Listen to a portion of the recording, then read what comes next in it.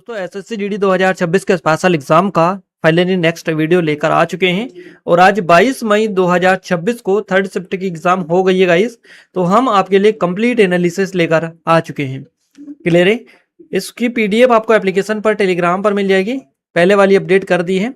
और देखिए आज हमें जो क्वेश्चंस भेजे हैं ना, विवेक भगत जी और के आर जाट जी, इनके द्वारा हमें क्वेश्चन शेयर किए गए हैं।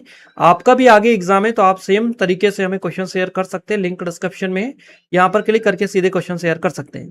क्लियर है। तो चलिए स्टार्ट करते हैं। उससे पहले चैनल को सब्सक्राइब नहीं किया गाइस तो सब्सक्राइब करके बेल आइकन को ऑल पर क्लिक कर लीजिएगा ताकि नेक्स्ट जो भी वीडियो है सबसे पहले आप तक पहुंच पाए।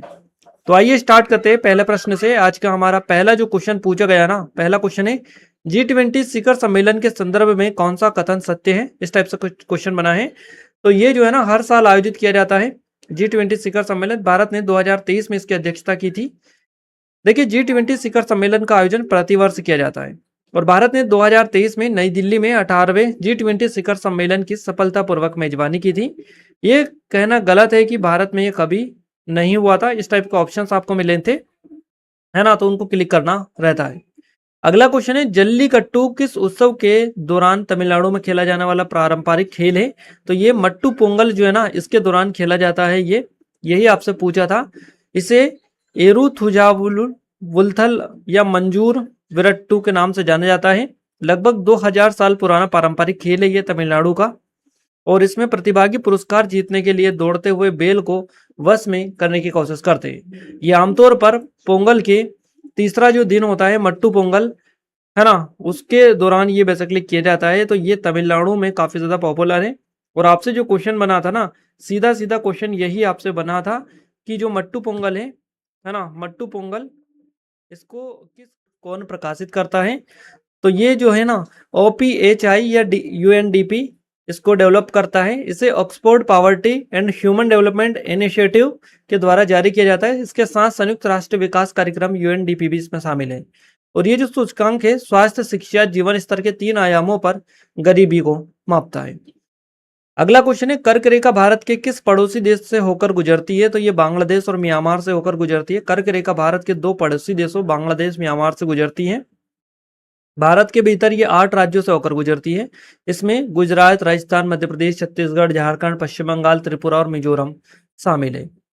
अगला क्वेश्चन है उसेन बोल्ट ने किस ओलंपिक खेल में 100 मीटर दौड़ का ओलंपिक रिकॉर्ड बनाया था। तो इन्होंने 2012 लंदन ओलंपिक जो हुआ था इसमें रिकॉर्ड बनाया था। बोल्ट ने यह रिकॉर्ड 5 अगस्त 2012 को लंदन ओलंपिक के दौरान बनाया था और उन्होंने 100 मीटर की दूरी को मात्र 9.63 सेकेंड में के अविश्वसनीय समय में पूरा कर लिया था। उसेन बोल्ट के नाम कई अन्य विश्व रिकॉर्ड भी दर्ज है, आपको पता ही है। अगला क्वेश्चन है जाबरो किस केंद्रशासित प्रदेश का एक प्रसिद्ध लोक नृत्य है। जाबरो तो लद्दाख का है। ये लद्दाख के चांगथांग क्षेत्र का एक पारंपरिक लोकप्रिय लोक नृत्य है।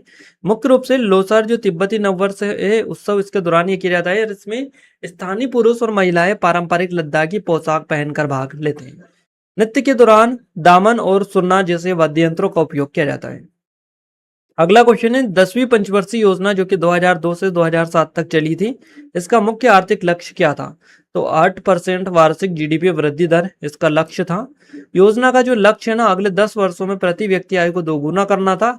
इसका एक उद्देश्य था 2007 तक गरीबी अनुपात को 5% तक कम करना और इसके तहत 80 मिलियन लोगों के लिए रोजगार के अवसर पैदा करने का लक्ष्य रखा गया था। साक्षरता और मजदूरी दरों में लिंग अंतराल को 50% तक कम करने का भी इसमें लक्ष्य रखा गया था। अगला क्वेश्चन है अरेस्ट शब्द का सही हिंदी अर्थ क्या है। अरेस्ट का तो गिरफ्तार करना होता है। इसका अर्थ पुलिस या कानूनी अधिकारी द्वारा किसी को हिरासत में लेना होता है। हिंदी में इसे बंदी बनाना या गिरफ्तारी भी कहा जाता है। क्लियर है। इस टाइप के प्रशासनिक और तकनीकी शब्दावली से क्वेश्चन बन रहे हैं आपके। 1:50 है ना, 1:50 जो हो रहे हैं ना, बजे घड़ी की दोनों सुइयों के बीच बाहरी कोण क्या होगा। इस टाइप से चीजें बनी है ना। तो ये आपका रीजनिंग का क्वेश्चन है। भारत के पश्चिमी क्षेत्रों में कम लिंगानुपात का प्राथमिक सामाजिक आर्थिक कारण क्या है। तो बेटे की तीव्र चाहत, तकनीक का दुरुपयोग, ये इसका मेन रीजन है। पितृसत्तात्मक सोच और दहेज प्रथा इसके प्रमुख सामाजिक कारण है। आधुनिक निदानिक तकनीकों का लिंग चयन के लिए दुरुपयोग किया जाता है और इन क्षेत्रों में आर्थिक संपन्नता के बावजूद लिंगानुपात में गिरावट देखी गई है। अगला क्वेश्चन है मोहिनी अट्टम किस राज्य का प्रसिद्ध नृत्य है? तो ये केरल का हो जाएगा। भारत के 8 प्रमुख शास्त्रीय नृत्यों में से एक है और परीक्षा में इस टाइप के क्वेश्चंस आपके एग्जाम में अच्छे खासे बन रहे हैं। ये जो नृत्य है ना अपनी सुंदरता और धीमी गति की मुद्राओं के लिए जाना जाता है मोहिनी अट्टम। यदि एक वर्ग का परिमाप 28 सेंटीमीटर है तो उसका क्षेत्रफल क्या है? इस टाइप से अच्छे खासा पैटर्न आपका बन रहा है, ये लगातार क्वेश्चन बन रहे हैं इस टाइप के 2-3 क्वेश्चन डेली। आम बोलचाल या तकनीकी भाषा में मास्टर किसे कहा जाता है? तो जो सभी तरह के ताले खोल दे, है ना, मास्टर कहा जाता है। ये जो प्रश्न है ना, शब्दों के व्यावहारिक प्रयोग तकनीकी अर्थों से संबंधित है। मास्टर की या मास्टर शब्द का प्रयोग अक्सर ऐसी चाबी के लिए होता है जो कई तालों को खोल सके, है ना, मास्टर की आप जिसको बोला जाता है। तो ऑप्शंस जो थे उसके अकॉर्डिंग मैं आपको चीजें बता रहा हूँ। दो व्यक्तियों की आयु का अनुपात 7:8 है, उनकी आयु का योग 75 है। 10 वर्ष पहले उनकी आयु का अनुपात क्या था? तो 5:6 था। इस टाइप से निकालने वाला क्वेश्चन है, इजी है, काफी आसानी से निकाल सकते हैं। सरकारी कर्मचारी कार्यालय में उपस्थिति दर्ज करते समय मुख्य रूप से किस दस्तावेज या मशीन का उपयोग किया जाता है? बायोमेट्रिक मशीन या उपस्थिति रजिस्टर का? क्लियर है, सारे तकनीकी शब्द है ना।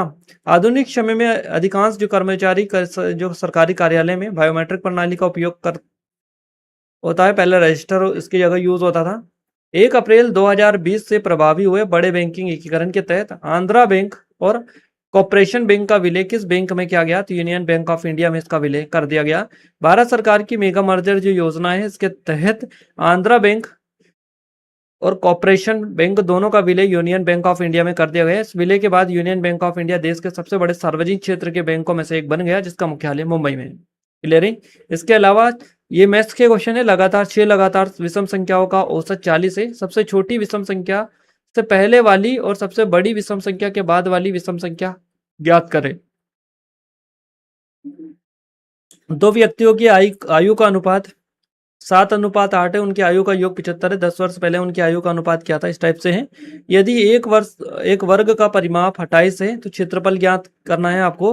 आम बोलचाल या तकनीकी भाषा में वो वस्तु क्या कहलाते हैं जो सभी तरह के ताले खोल सके, है ना, मास्टर की इसको बोला जाता है। रात को 1 बजे और 2 बजे के बीच घड़ी की सुइयां कब एक दूसरे के विपरीत होंगी? इस टाइप से है।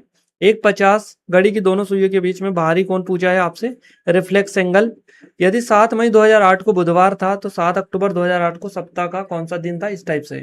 गणित में आपका मतलब average, percentage, time and work, mensuration, इस टाइप के क्वेश्चन बने। रीजनिंग में कैलेंडर, दर्पण, मिरर इमेज वगैरह से क्वेश्चन पूछे जा रहे हैं आपके। तो यहाँ पर हमने सारी चीजें आपको